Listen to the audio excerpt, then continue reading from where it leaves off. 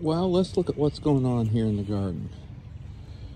Right now, we've got an earthworm that's moving from point A to point B. Not sure he or she or they are thinking real hard about where point B will be, but they're on the way. These in the front, sort of scattered around, are asters that I transplanted from back where the asters grew last year.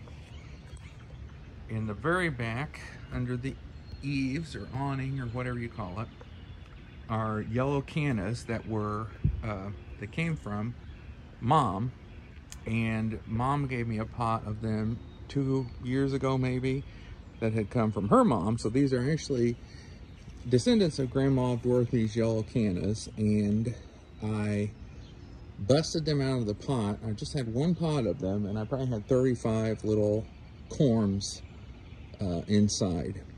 And so, well, we're going to see how they do out here. They've never been planted outside, at least since Grandma's been gone, and that was 2011. But cannas are a tropical kind of a flower, and they love water. So this is one of the wettest spots in the yard, right there under the eaves. That's where all the water drops, and it still slants down. So they're not going to get waterlogged, but they should get a healthy amount of water. That right there in the, what is technically a rhododendron cage or a piney peony cage, is my bee balm plant, the only one out of 4 that I planted last year that has survived. And I cut some of its stalks back the other day. You can see there at the bottom I cut some off because I want it to have plenty of air circulating through it to avoid it getting powdery mildew, which is what plagued all of my plants last year. You can see maybe in there's one allium stalk. So we'll see what it blooms to be if the bee balm doesn't choke it out. There we have some Missouri coneflowers, and I think I planted several of those in here last year, but only two of those plants have come back up. The pinwheels and the pie plates are to keep squirrels, well, they were to keep squirrels from digging them up. Currently they're to keep rabbits from eating them. Rabbits love to eat coneflowers and black-eyed Susans, and my coneflowers came back up. My black-eyed Susans from last year did not, mostly because the rabbits chewed them to pieces. I believe that right there, next to the left of that aster, is a group of milkweed that is coming up.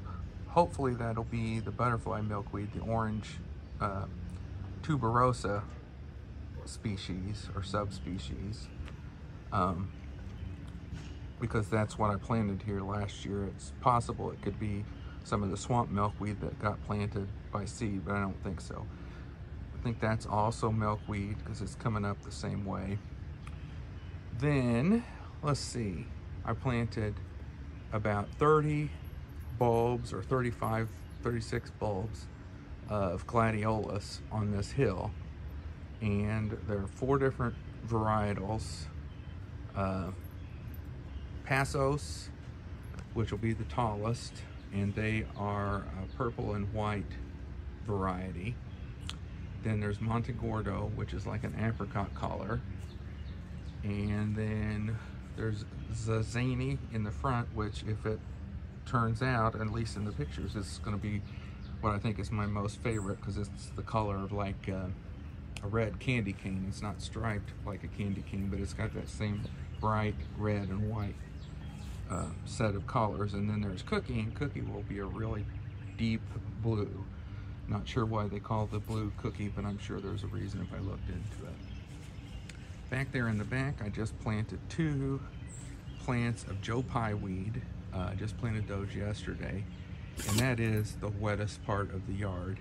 The idea is that those will help soak up a lot of that water and will really thrive. That's also one of the sunniest spots in the yard.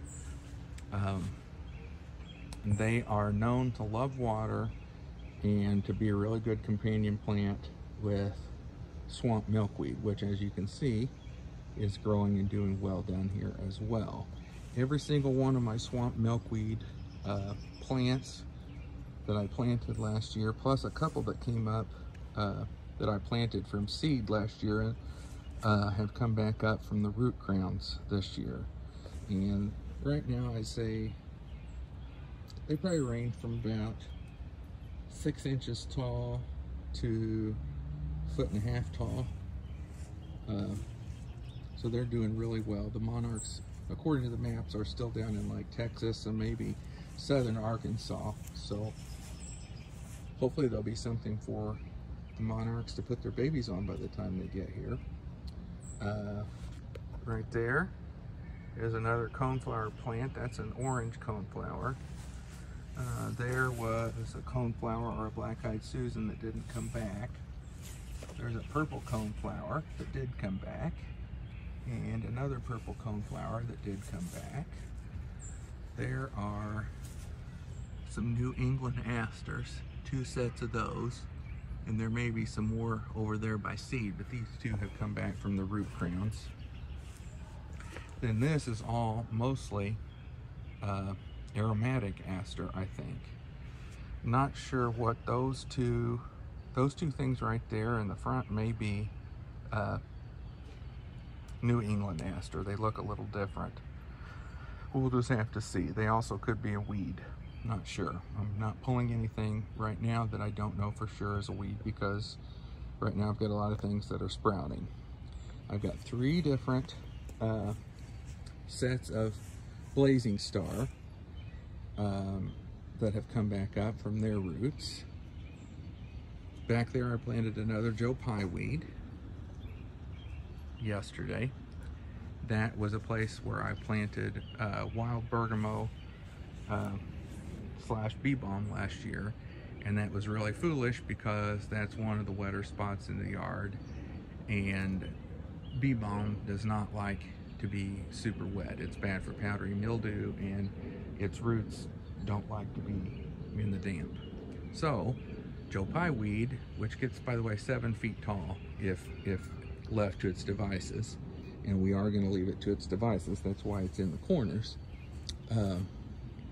It loves water, so that should be a good spot for it. This is parsley that overwintered, never did stop being green. I've cut it back so that it gets a little bushier, but parsley is a biennial, which means that it should flower and set seed this year, and then hopefully there'll be more parsley. Back there is rue, which also is from last year, and I cut it back. You can see there in the front, I cut that back a few weeks ago, and that all that light green is fresh growth.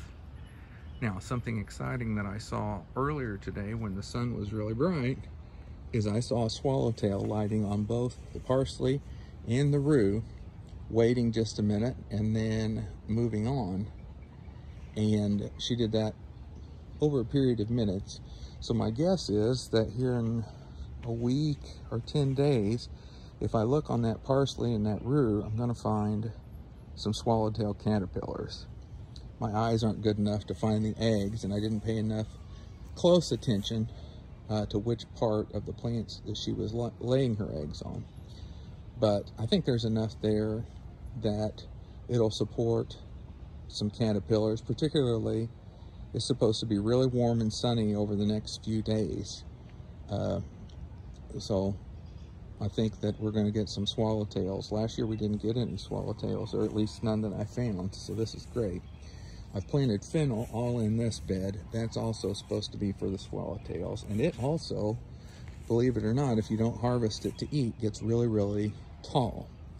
We'll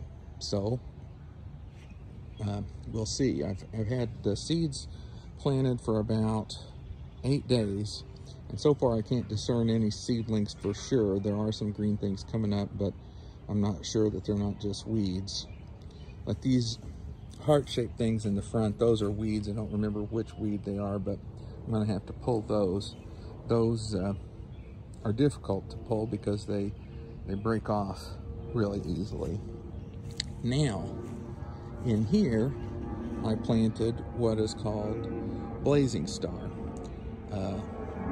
Latin name Liatris spicata, and there are pink ones and white ones. The white subvariety is spicata alba, like an alb in church vestments. It's white. And I planted those all in through.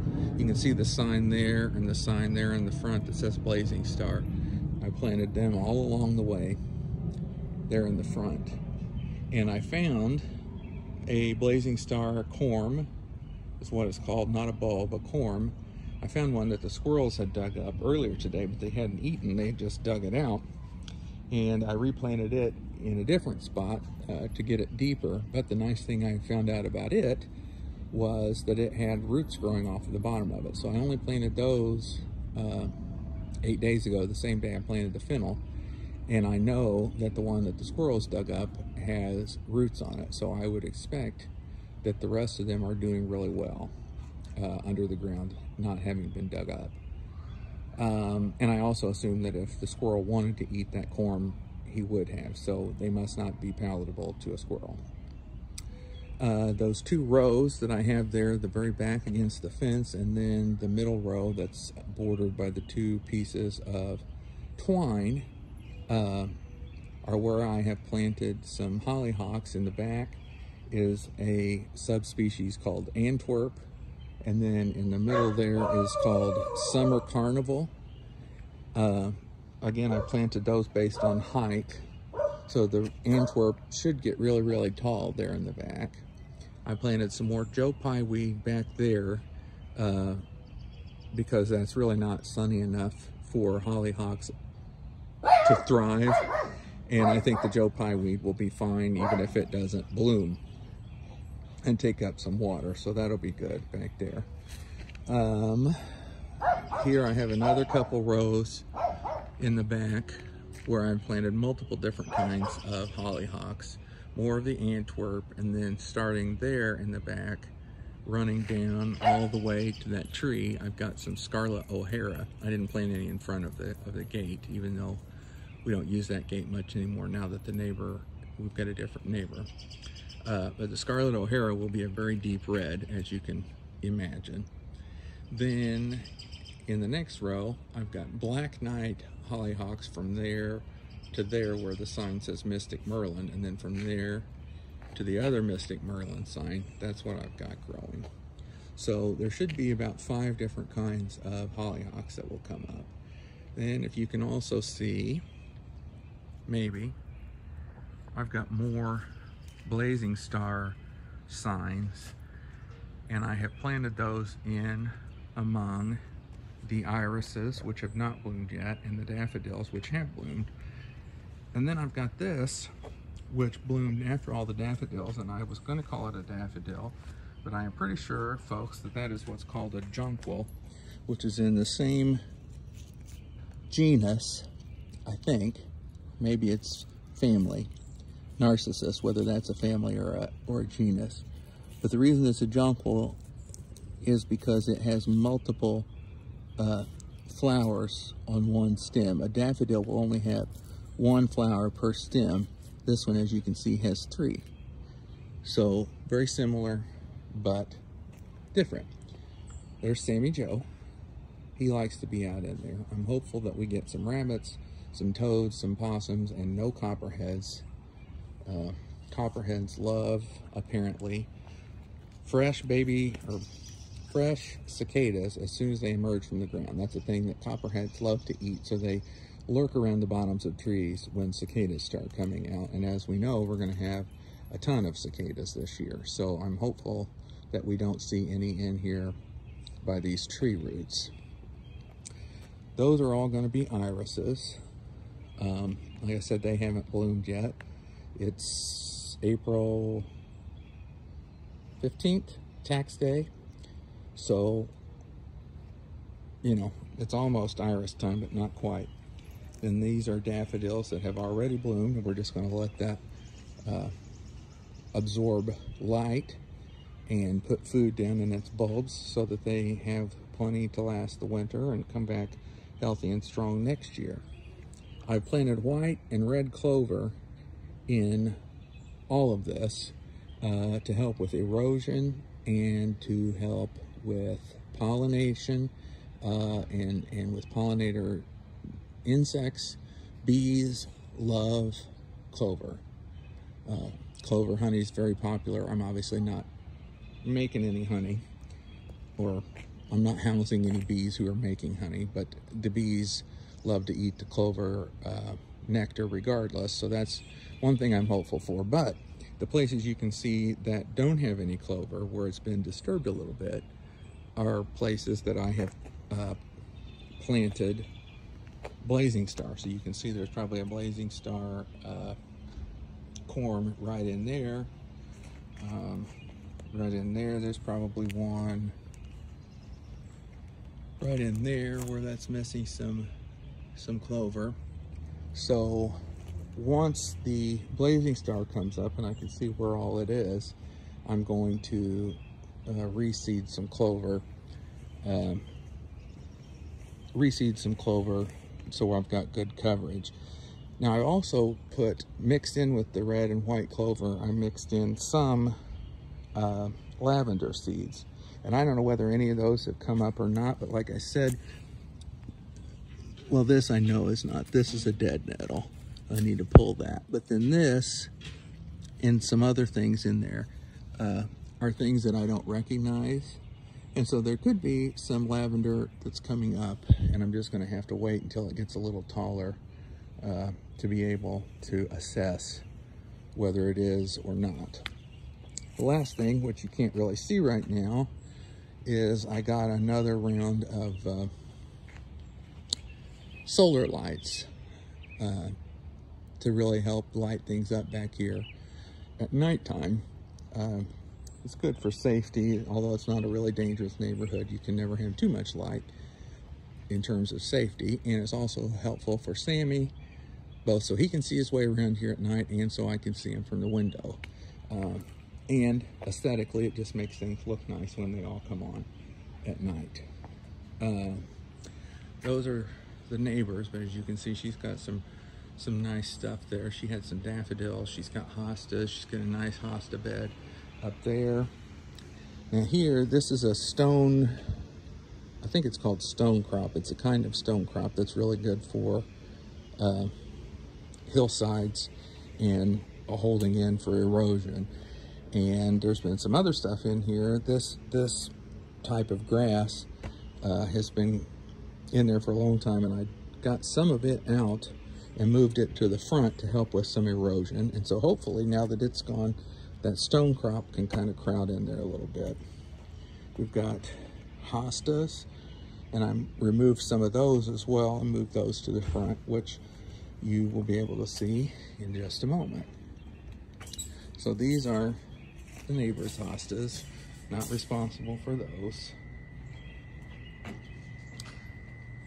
There's a really pretty, I think Dad said that's a pink dogwood or red dogwood. Okay. Now these are not superb yet, but like I said, it's spring. So these grasses are tall grasses that are not native. I say they're tall, they get maybe waist high. They're not native, but what they do is put down an insane root system that will hopefully keep erosion from happening as bad.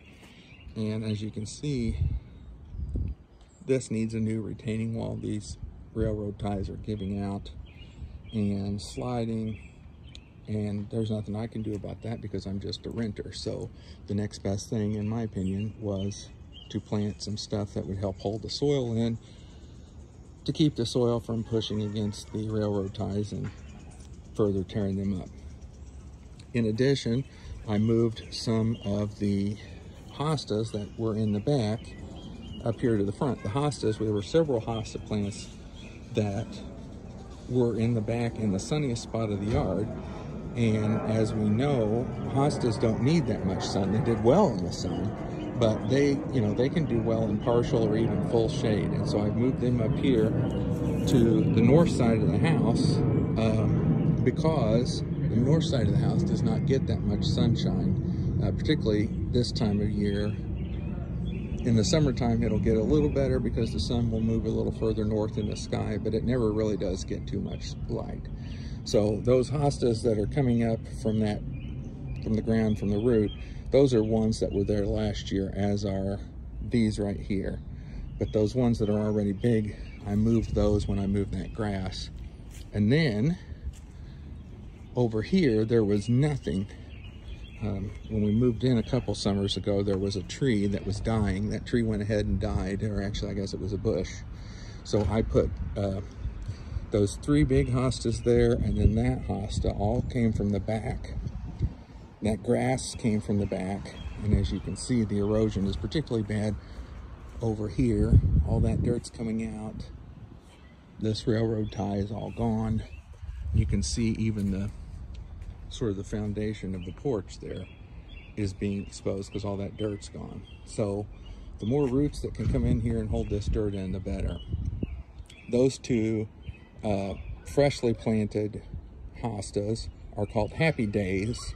I'm not a big fan of cute spellings, but unfortunately they're Happy Days, D-A-Y-Z.